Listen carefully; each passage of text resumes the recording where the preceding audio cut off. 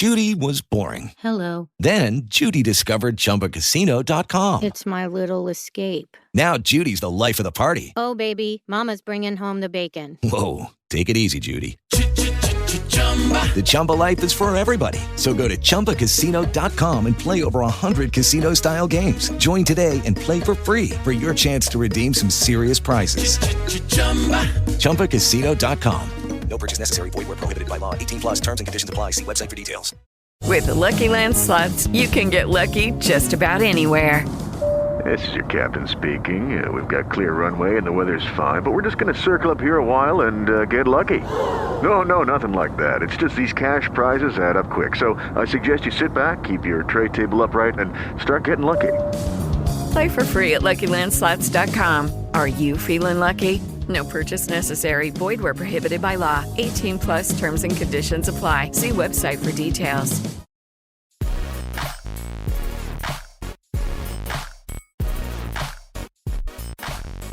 Hey, what's going on? This is Tyler with Black Diamond Softball and Fitness, and we got a brand new episode of the Foul Pole to Foul Pole Daily Show for you. This episode is brought to you by Loud Cup. Elevate your fan game with Loud Cup. Our revolutionary design transforms your cheers into sippable delight.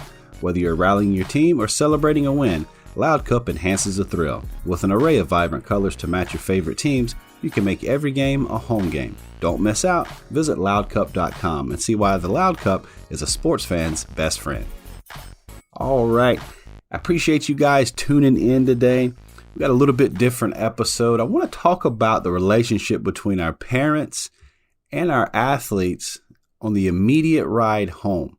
Now, there's a lot of times where we can talk to our athletes and we can boost their confidence. And there's a lot of times where we can talk to our athletes and we can really destroy the confidence that they had. So what I want to get into is that ride home, that immediate conversation that we have where it's just us. It might be mom and dad together. It could be just mom. It could be just dad. Just that when we get in the car and we're headed home and it's all said and done and we're making that trip home. So there's a couple of things that I want to talk about as far as confidence destroyers. And then there's a couple of things I want to talk about that kind of help them build their confidence, in so many words. So we definitely, as parents, we overemphasize the outcomes, whether we win or lose, because those are kind of like bookends. The beginning of the book is getting there. We got all this confidence. Hey, we're going to do this.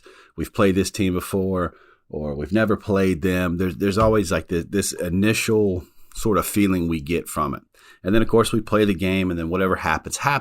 And then there's that last bookend of the game is over, and we're sort of assessing what happened, what went right, what went wrong. Did we win? Did we lose?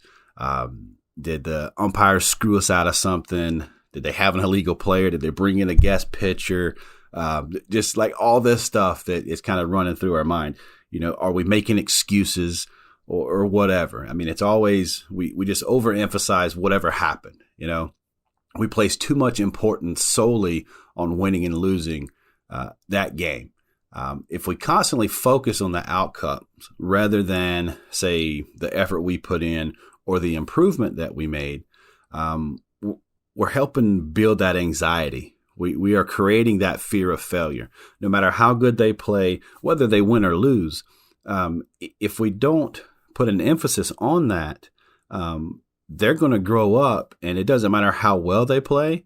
If they lose, and it may be completely out of their control, but if they lose, it doesn't matter how well they play. So let's not overemphasize too much on the outcome, the overall, outcome of the game. Okay. And with that, we can talk about sort of critical feedback. While constructive criticism is essential for improvement, I mean, we got to get better. That's the whole reason that we do things, right? We want to get better at what we're doing. So if we're overly critical on every little detail, it makes us sort of work like a robot. So if we give them that harsh feedback like right away, we could take them from sort of like a sponge where they're accepting the criticism. They are, breaking down maybe some footwork issues or whatever. Just put any example in there where they're high on stuff. Like, hey, yeah, we lost, but I did this, this, and this, and I felt pretty good about that. If we start breaking down every little thing, it can really be demoralizing to them after the fact. So like negative remarks about mistakes that were made during the game, it can really damage their self-esteem because if they lost it's already kind of, teetering right there. I mean, we've got them in a very precarious situation here of do they want to continue playing the game, especially at a young age. I mean, we're talking like 8s and 10s, man, a loss is just completely detrimental. And another thing that we do as parents often that we don't even realize, that we don't think it's a big deal, is we start comparing others to our daughter or our daughter to others. And like it could be, teammates, or it could be, a team that you played against. Like, why didn't you do it like this? Did you see how good she did this? Why is she faster? Why was she able to do this or do that? And you can't do that. So parents, we got to realize that our players have their own strengths and weaknesses. And when we start comparing someone's strength to our daughter's weakness, man, it just crushes them. And there's really no reason to. And I'll get this. Well, the kids are soft these days or whatever. It's not that they're soft. It's just that we should do a better job at not tearing down their self-esteem or their confidence. Or, we should sort of spin that a little bit and help them build self-confidence, help them with their mental toughness along the way. So if we constantly compare them to Susie down the street, then it's going to lead to feelings of inadequacy. It really does. It makes them, what's the point of me playing? It's fun to play when it's all light and fluffy, but if I lose, my dad's going to be mad at me. If I make an error, my dad's mad at me. These kids are already mad that they lost. They're already upset that they made an error. They don't want to strike out. So if you make that strikeout even worse, they're just not going to play. And at the end of the day, at this age, man, what I'm talking about is like the younger age. I'm not talking about juniors and seniors in high school, that it's critical at this time. We got to perform in moments to help them chase their dream. But by that time, they should have already built this confidence. You as a parent should have already worked through all of this that we're talking about today to help them get to that point. But we're talking 8s, 10s, and 12s right now, where it's young, and that confidence is critical. Okay. And if we ignore the effort and the progress that they've made, it's almost like we're not acknowledging their improvements, if you will. And that could make them kind of turn away. It's like, well, no matter what I do, I'm not going to make mom or dad happy. No matter what I do, it's just not good enough. And that really kills a kid's confidence. I mean, if you go get into the truck and it's on the way home and hey, well, you struck out 3 times again this week. And you start making these little snide comments, or you start like, you don't try to find any improvement anywhere for them to build on. Man, you make them feel almost undervalued as a teammate, undervalued as a person, undervalued as a kid. So we just got to try not to destroy. You don't have to do anything in particular. It's just be mindful of what you say and where they're at in that critical moment. They're already beat up. They're already down on themselves. Okay. There are some things that you can do that can maybe more benefit the relationship between you and her and help with their confidence. There's a couple different strategies that you can implement here. Go ahead and emphasize on what you can tell they've learned, or emphasize on the effort that they've put forward. Because focusing on the effort rather than the score, it takes out some of the stuff they have no control over, especially in a team sport. I mean, anything can happen. Any call can be made. I tell the girls that I hit with all the time that, we put on these temporary fences. You could hit a ball that goes over that fence, and it's a home run. But if she catches it and brings it back into the field of play, you're out. It doesn't change the fact that the ball that you hit went over that fence. If she wasn't there, it's a home run. But because she was there doing her job, playing her position, there was an out. It doesn't change the fact that you crushed it, right? She made a play, you made a play. That's it. So if we can acknowledge their hard work and, maybe their dedication they've been putting in lately, just any positive aspect from that player's performance, whatever it is. Hey, you were a good teammate. I saw you clean up trash out of the dugout. Hey, when little Susie was down, you went over there and talked to her. That was a good pitcher you faced. You battled hard. We may not have gotten the outcome we wanted, but man, you've made strides on facing some of these better pitchers, or you haven't seen that fast of pitching lately. There's a lot of different things that you can sort of key on that will help her focus on instead of you guys lost. It doesn't matter how good you played, you still lost. Like, that kills me. I hate hearing that. Lucky Land Casino, asking people, what's the weirdest place you've gotten lucky? Lucky? In line at the deli, I guess? Aha, in my dentist's office.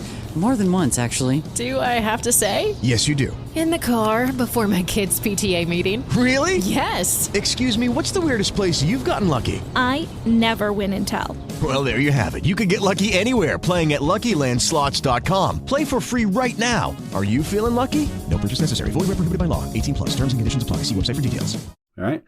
And on top of that, we can encourage resilience. We can help our player understand that setbacks and losses are a part of the game. They're sort of out of our control, some of them, most of them, And if we encourage resilience and help them sort of foster a growth mindset by discussing like how we can learn from our challenges and how we can move positively, even when it's the worst thing, even if it's the worst loss, it's a buzzer beater, it's a walk-off win, it's a strikeout in a big moment, something like that. If we can find something particular, give them real examples of the game where things happen, the way maybe they wanted to, it helps them understand that there's going to be, setbacks. There's going to be failure. Heck, we play a game that's all about failure. I've started working with girls that on the defensive side of the ball, and we're starting the lesson off with the scramble drill. Like, hey, don't field this cleanly. I want you to get your glove to it, but let it hit the ground. I want you to scramble. Because how many times during a game, a ball will get hit right to us. It'll be a routine play or something like that. It takes a bad hop. It takes a bad spin. It hits us weird in the glove, something like that. And we have to scramble to make the play.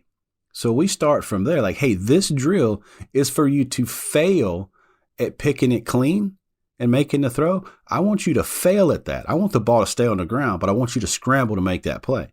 So the rest of that lesson, they don't care anymore if they don't come up with it clean, because it puts them right back into that scramble drill.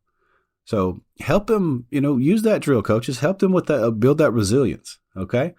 And give them positive feedback. Offer some constructive feedback, but in a supportive manner. It's like 8s and 10s or whatever. The game is supposed to be fun. 12, we get a little bit more competitive, I guess.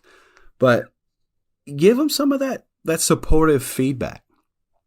Talk about, hey, maybe on that rise ball, we need to jump on a little bit earlier. We were late on this week. Let's focus on, when we're getting our reps in, let's focus on this or this. Let's say, hey, I think maybe let's both search and find some drills that help with, X, Y, and Z. If we emphasize the mistakes and it's only negative, then we take away from the potential growth that's there. Okay. So if we look at the mistakes that we made and we can build on them, and you guys know me, man, I talk a lot about failure, overcoming failure, embracing failure, and learning from it. So talk about failure, talk about that word with them and say, hey, we failed at this, but we succeeded in this. And help them, seek out those failures too. And I'm not talking about showing up late. I'm not talking about, failing at being a good teammate. I'm not talking about that stuff. I'm talking about the tangible plays. I'm talking about those, those little yips, those little errors that we make.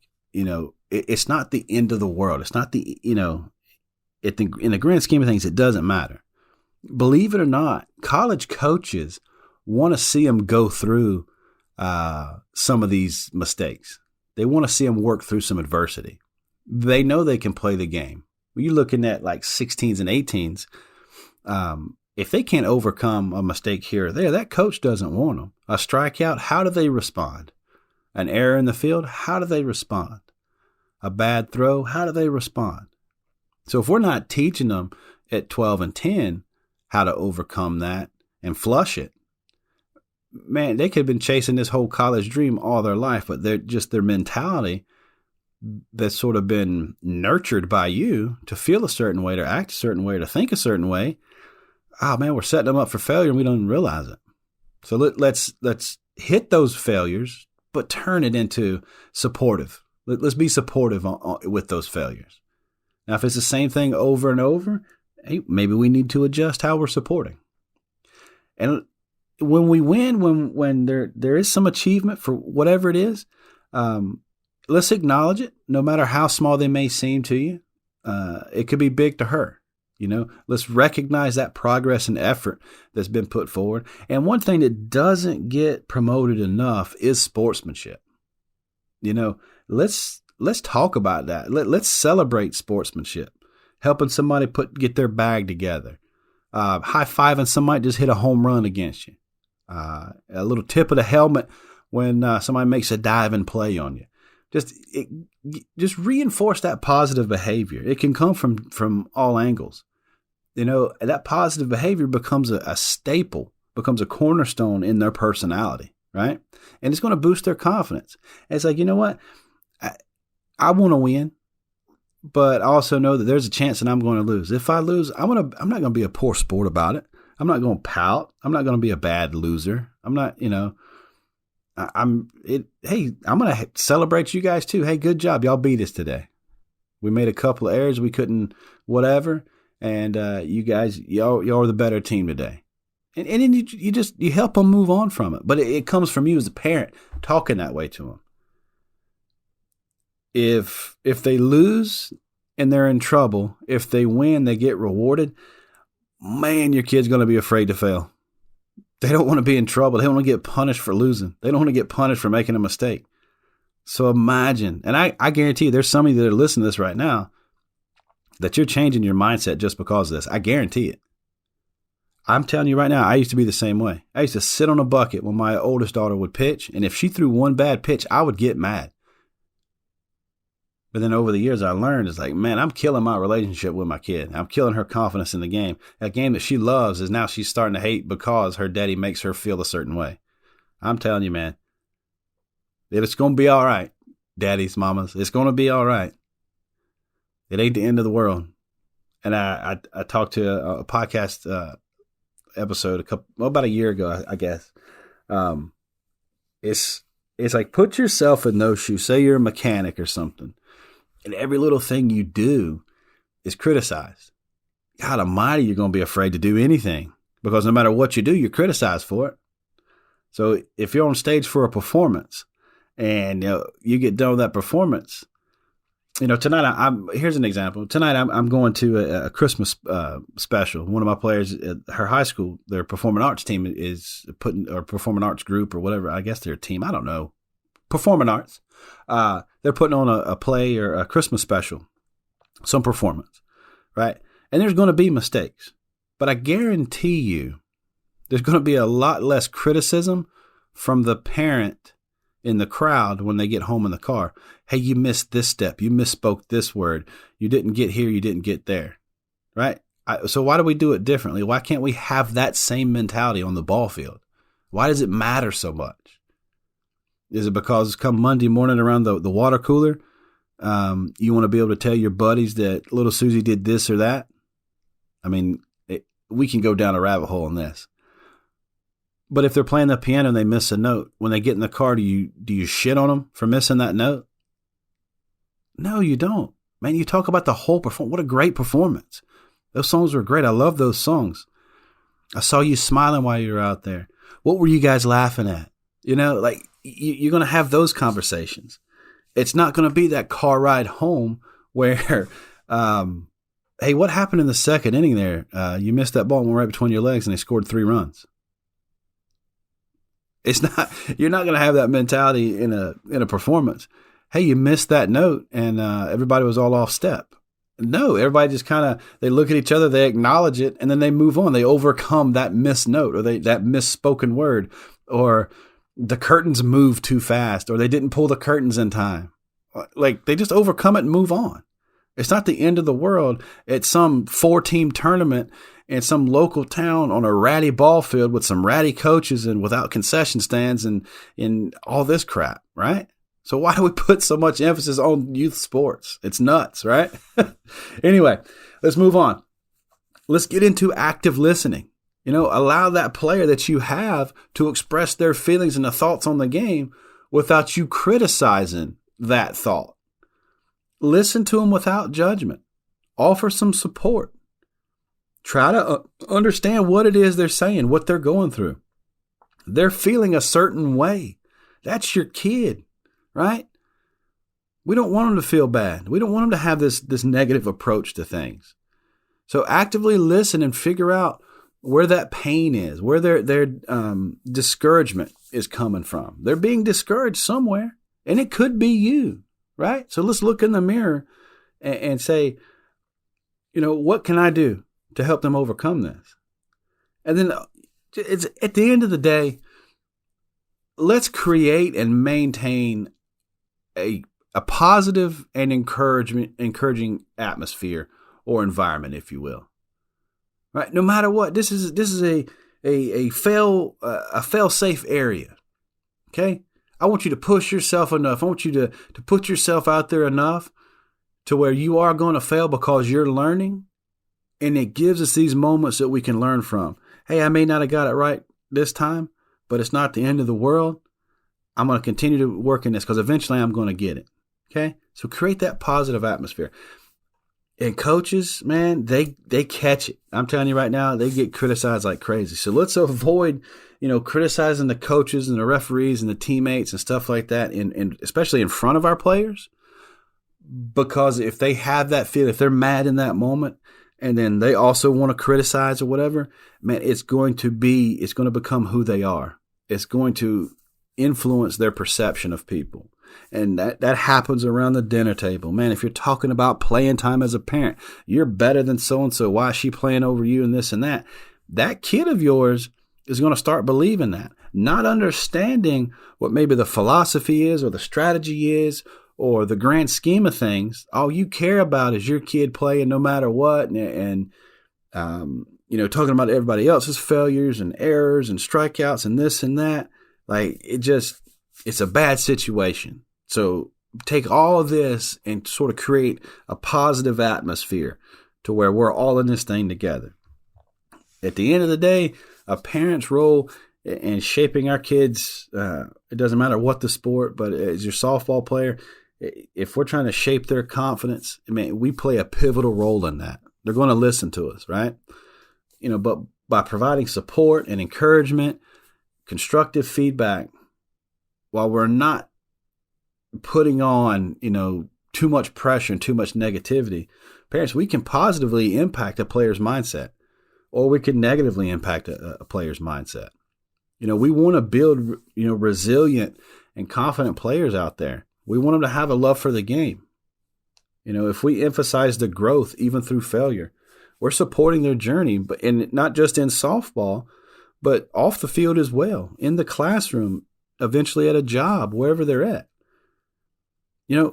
These girls are eventually going to grow up. Some of them are going to be coaches. Some are going to be teachers. Some are going to be in these roles where they're going to be able to pull back from their experiences. They're going to be able to pull from their experiences in life. So if you have these role models, if they have these role models and they have these people, it doesn't matter who it is. It could be Stone Cold Steve Austin. It could be Mother Teresa. It could be whoever. Everybody that is successful in this world has gone through something, has gone through some negativity, has worked through mistakes and failures and stuff. So allow your kid to do that and try to keep it as positive as you can, right? That's what matters. It's positivity at the end of the day. So if you get in that car after a practice or a tournament and you just hammer her on a couple of mistakes that she made, and those couple of mistakes that she made outweighs that diving catch, that being the first in sprints, having the a great throwing day on the mound or pitching day on the mound, if the mistakes outweigh all the positivity that you saw, I can't help you. You got to do some soul searching. You got to figure out, why the heck are we even doing this? If it's all negative, why are we doing this? Because she's not having fun. You're probably making her go to practice. And I'm going to leave you with this. I'm going to ask you this one question before we jump out of here. When you guys talk about practice, does she say, I have to go to practice? Or does she say, I get to go to practice? You don't have to ask her. But think about that. When you're talking about practice, what does she say? Does she say, I have to go to practice? Or does she say, I get to go to practice? All right. Think about that. All right, guys. I appreciate you guys tuning into this one. A little bit different episode. I was coming at you with some heavy stuff. I usually try to keep it light and fluffy, but nonetheless, if you got somebody out there that hasn't found the podcast yet, or if you like this type of stuff and you know someone out there that may use it or may benefit from them, please, man, share it out there to them. I appreciate the ones that are subscribed and leaving comments, stuff like that. I think it's awesome. I love hearing the feedback. And, you're not going to hurt my feelings if I've misspoke or if I say something that's completely opposite of your opinion. Let's have that conversation. I love it. I love having that conversation. I love talking about it. I love learning. So, again, I'm not an expert on any of this stuff. I just talk to people and let you know how it hits me. So hopefully you guys are doing the same thing. If you haven't checked out the YouTube channel, it's over there at Black Diamond Softball and Fitness is one channel, and Foul Pole to Foul Pole is the other channel. We have two channels running over there. On the Facebook side, you can find us at Black Diamond Softball and Fitness. We do have our TikTok is up and running now. Just something fun, something silly, just, doing something, just spreading the word. On the audio side, of course, you're picking this thing up on Spotify or wherever. I appreciate that. Leave a review, let me know how I'm doing over there. Let me know how it impacted you. So anyway, if you guys don't mind, please share this with a friend. And when you do, you tell them you love them.